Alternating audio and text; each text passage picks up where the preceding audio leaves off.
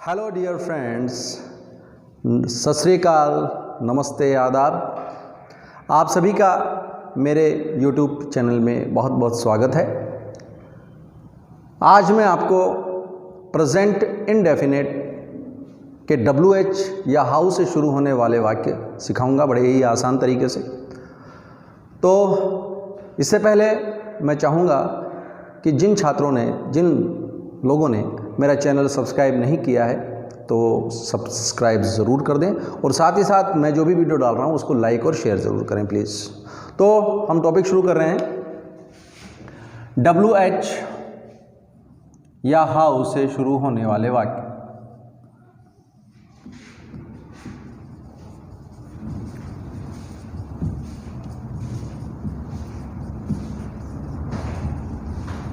तो सबसे पहले हमें ये देखना है कि WH या हाउ वर्ड्स होते कौन कौन से हैं। तो मैं आपको बता दूं, ये आप लोग लिख लें कि कौन कौन से होते हैं WH वर्ड्स।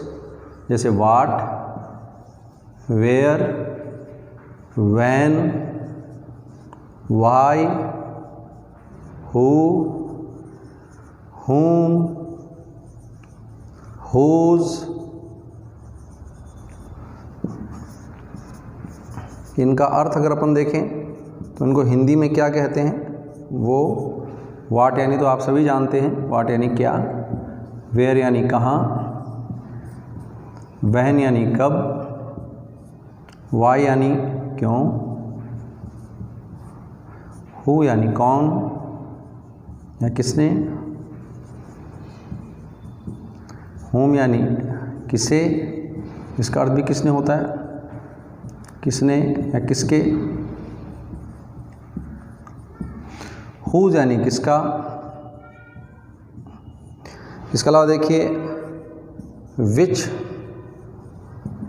कौन,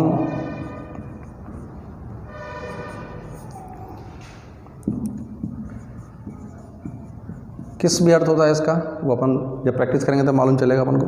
इसके अलावा हाउ यानी कैसे, हाउ मैनी यानी कितना, कितनी, कितने, हाउ मच इसका अर्थ भी होता है कितना, कितनी, कितने, और हाउ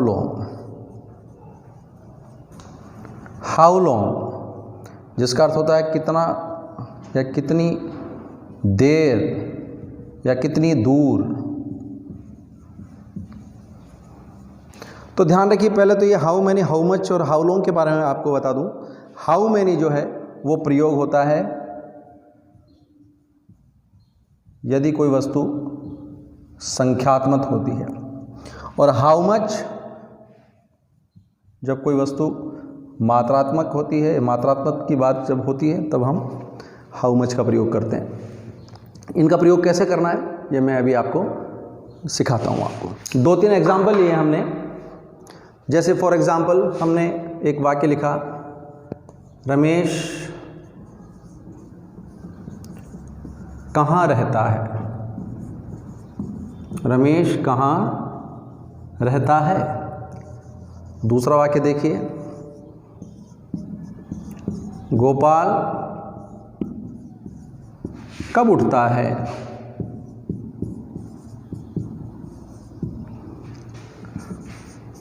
तीसरा, कुत्ते रात को क्यों भौंकते हैं।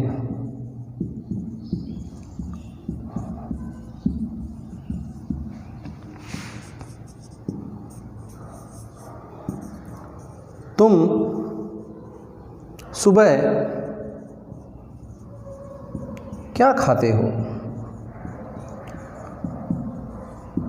तो ये चारों ही प्रकार अगर आप देखें तो पहले तो आप ये देखिए, ता है, ती है, ते है, आ रहा है, तो स्वाभाविक है ये प्रेजेंट इंडेफिनिट है। और WH वर्ड है, ये इस बात का अपन को कैसे पता चलेगा। तो देखिए इसके बीच में WH का शब्द आ रहा है, कहाँ, कब, क्यों, क्या, हमने इंटरोगेटिव और इंटरनेगेटिव जब सेंटेंस सीखे थे उसमें भी क्या आ रहा था, लेकिन उसमें और इसमें अंतर देखिए क्या है। वो क्या वाक्य के शुरू में आता है और ये वाट वाला जो क्या है ये बीच में आएगा। अब इसको बनाने का तरीका क्या है, नियम क्या है, तो इसका पैटर्न है, हम सबसे पहले WH या हाउ से शुरू होने वाला जो शब्द है उसको हम शुरू में रखेंगे। उसके बाद हमारी जो हेल्पिंग वर्ब है वो यहाँ लिखेंगे हम, क्योंकि प्रेजेंट इंडेफिनेट है, इसलिए प्रेजेंट इंडेफिनेट की जो हमारी हेल्पिंग वर्ब है वो है डू डज, वो यहाँ लगाएंगे। उसके बाद सब्जेक्ट, उसके बाद वर्ब की फर्स्ट फॉर्म, फिर ऑब्जेक्ट, और फिर जो हमारा शेष वाक्य रह गया उसको हम लास्ट में लिख देंगे और लास्ट में क्वेश्चन मार्क लगाएंगे।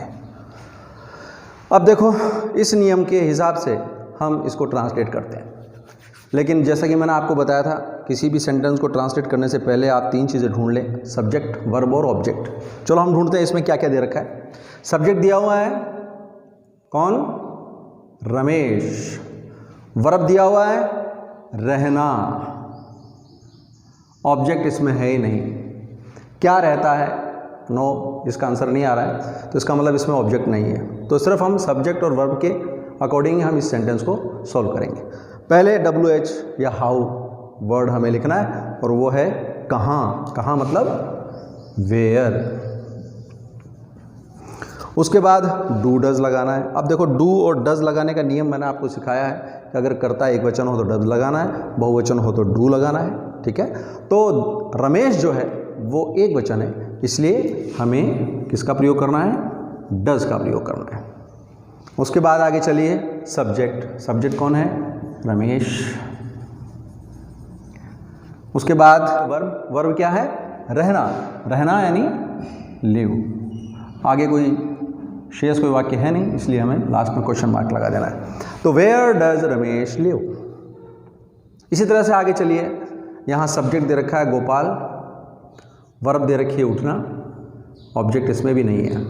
बनाइए, गोपाल के लिए डू डज का प्रयोग होगा, लेकिन उससे पहले कब के लिए हमें WH वर्ड लगाना है, कब, क्या, व्हेन। डू डज में से लग गया डज, सब्जेक्ट गोपाल, वर्ब उठना, गेट अप, उठने को इंग्लिश में गेट अप कहते हैं। तो when does Gopal get up. इसी तरह आगे चलिए, कुत्ते रात को क्यों भौंकते हैं। अक्सर आपने देखा होगा कुत्ते जो हैं रात को बहुत ज़्यादा भौंकते हैं, और एक ने अगर भौंकना शुरू कर दिया तो बाकी सारे हर गली मोहल्ले में शुरू हो जाते हैं।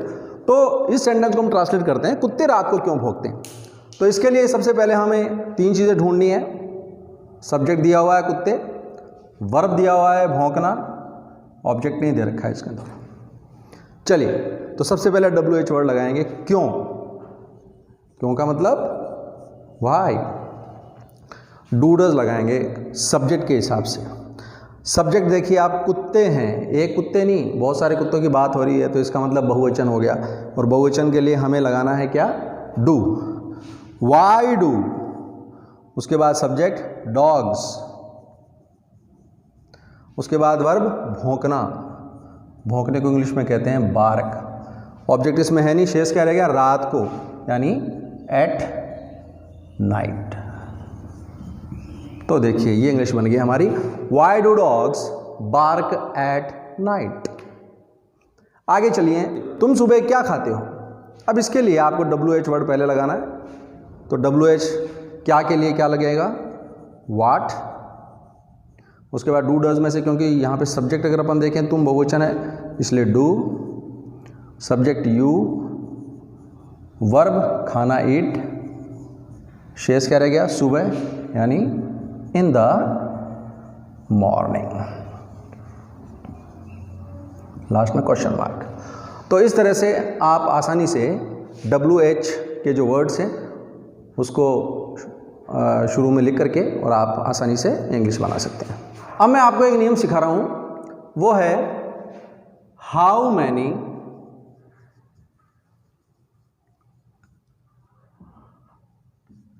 या हाउ मच वाले वाक्य जो होते हैं उसका हम थोड़ा सा अलग से ध्यान रखें। जैसा कि मैंने आपको बताया था, हाउ मैनी का मतलब होता है कितना, कितनी, कितने, इन दोनों का अर्थ एक ही होता है, लेकिन हाउ मैनी प्रयोग किया जाता है जब किसी संख्यात्मक वाक्य का जिक्र होता है, और हाउ मच किसी मात्रात्मक वाक्य का जिक्र होता है। अब संख्यात्मक और मात्रात्मक क्या होते हैं, अब देखिए एग्जाम्पल देखिए। दो शब्द ले रहा हूं मैं, ऑब्जेक्ट है ये, एक तो दूध, ध्यान से देखना, और एक है बच्चे। बच्चे यानी जिनको हम गिन सकते हैं, जिनकी हम गिनती कर सकते हैं, वो होता है क्या, संख्यात्मक।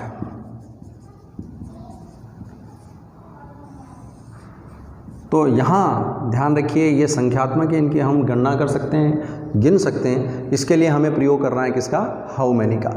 दूध को हम गिन नहीं सकते, ये जो दूध है ये मात्रात्मक वस्तु है, इसकी मात्रा होती है 1 किलो, 2 किलो, 1 लीटर, 2 लीटर। इसलिए तो आप जो है जब भी इनका ट्रांसलेशन करें हाउ मैनी, हाउ मच का, तो हम ये पहले देख लें कि ऑब्जेक्ट कैसा है, संख्यात्मक है या मात्रात्मक है, उसके हिसाब से ही हम हाउ मैनी या हाउ मच का प्रयोग करेंगे। एक एग्जांपल देखिए, तुम कितना दूध पीते हो।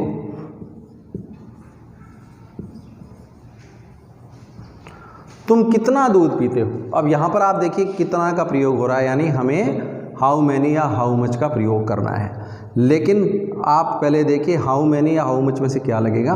देखिए पहले इसमें ऑब्जेक्ट ढूंढिए, ऑब्जेक्ट दूध है ना, देखो ये तुम तो सब्जेक्ट है, वर्ब क्या है, पीते हो, ऑब्जेक्ट क्या है, दूध। अब ये दूध देखिए संख्यात्मक है या मात्रात्मक, मात्रात्मक है, इसलिए इसमें किसका प्रयोग किया जाएगा, हाउ मच का। दूसरा वाक्य लिखिए, देखिए आप, रमेश कितने आम खाता है। इसमें अगर आप देखें तो यहां पर सब्जेक्ट रमेश, वर्ब खाता है, ऑब्जेक्ट आम। अब ये जो वस्तु है, ऑब्जेक्ट जो है आम, इसको अपन गिन सकते हैं ना भी, 1 2 3 4 5 हम गिनती कर सकते हैं इसकी। इसका मतलब यहां पर प्रयोग होगा किसका, हाउ मैनी का। लेकिन आप इसका पैटर्न याद रखिए, हाउ मैनी हाउ मच का जब हम प्रयोग करेंगे तो जो हमारा ऑब्जेक्ट है उसको हम सबसे पहले नियम में लगाएंगे, यानी हाउ मैनी हाउ मच के जस्ट बाद लगाएंगे ऑब्जेक्ट, ये ध्यान रखिए आप। उसके बाद डू डज, उसके बाद सब्जेक्ट, वर्ब की फर्स्ट फॉर्म, और जो बचा हुआ है वाक्य वो हम लास्ट में लगाएंगे, क्वेश्चन मार्क लगा के।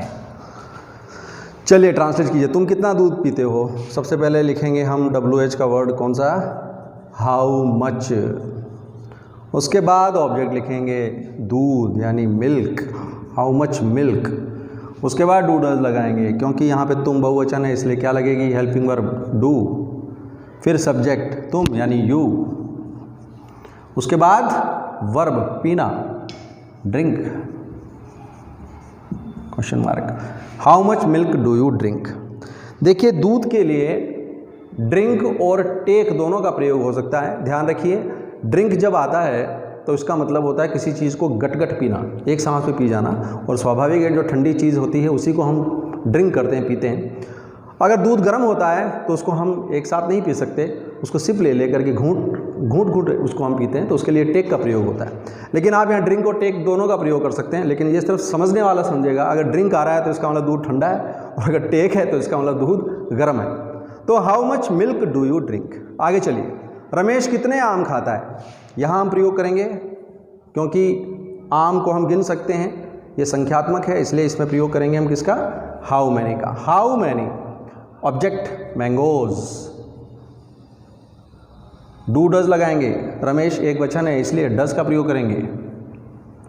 How many mangoes does. उसके बाद सब्जेक्ट रमेश, वर्ब ईट, क्वेश्चन मार्क। शेष कुछ है नहीं इसलिए बस ईट के बाद क्वेश्चन मार्क लगा देंगे। तो इस तरह से हम हाउ मैनी और हाउ मच की प्रैक्टिस कर सकते हैं। आप इंग्लिश ट्रांसलेट कीजिए, वाक्य ढूंढिए और बनाने की कोशिश कीजिए। अब एक चीज़ और बताऊंगा मैं आपको। तो अगला टॉपिक आप देखिए, कई बार आप लोगों ने देखा होगा WH या हाउ वर्ड्स में इस तरह की चीज़ें आपको देखने को मिलती है। क्या लिखा होता है?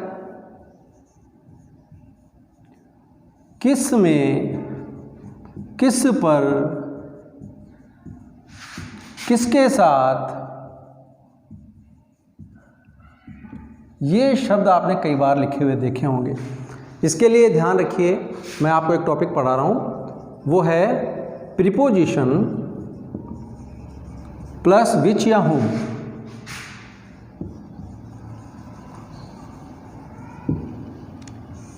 इसका मतलब क्या है? इसका मतलब सीखने से पहले आपको मैं बता दूं, सबसे पहले अपन को प्रीपोजिशन को ध्यान में रखना है। कई बार आपने वाक्य में देखा होगा ये प्रीपोजिशन लिखे हुए होते हैं, में, से, पर, के साथ, के लिए। तो ये प्रीपोजिशन का टॉपिक है, ये मैं आपको कभी फुर्सत से नेक्स्ट टाइम मैं आपको बता दूंगा, लेकिन फिर भी शॉर्टकट में आपको बता दूं। जैसे मे के लिए इन या इनटू का प्रयोग होता है, से के लिए फ्रॉम का प्रयोग होता है, पर के लिए ऑन, ओवर या अबाउ का प्रयोग होता है। ये कैसे होता है ये हम नेक्स्ट टॉपिक में देखेंगे। के साथ यानी विद, के लिए फॉर। तो इस तरह के आपने शॉर्टकट में आपको बता रहा हूं प्रीपोजिशन। तो देखो वाक्य कई बार आपने देखा होगा, दो वाक्य देखिए। तुम किताबें किस टेबल पर रखते हो? किस टेबल पर रखते हो? एक वाक्य और देखिए, तुम किताबें किस पर रखते हो? तुम किताबें किस पर रखते हो? एक एग्जाम्पल और देखिए, फैजल किसके साथ खेलता है? फैजल किसके साथ खेलता है?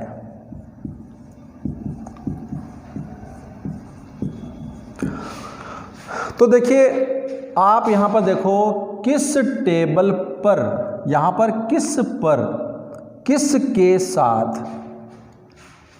ऐसे वाक्यों के लिए आपको विच या हुम को प्रयोग करना है, लेकिन उससे पहले प्रीपोजिशन लगाना है। यहां पर आ रहा है तो ऑन लगाना है, के साथ आ रहा है तो विद लगाना है। लेकिन विच या हुम कहाँ लगाना है ध्यान रखिए। अगर यहाँ पर किसी ऑब्जेक्ट, कोई निर्जीव वस्तु की बात हो रही है तो विच का प्रयोग करना है, और यहाँ पर खेलने की बात हो रही है यानी किसी जीवित की बात चल रही है तो हुम का प्रयोग करना है। कैसे प्रयोग करना है इसका नियम आप ध्यान रखिए। इसका पैटर्न कि आपको सबसे पहले प्रीपोजिशन लगाना है,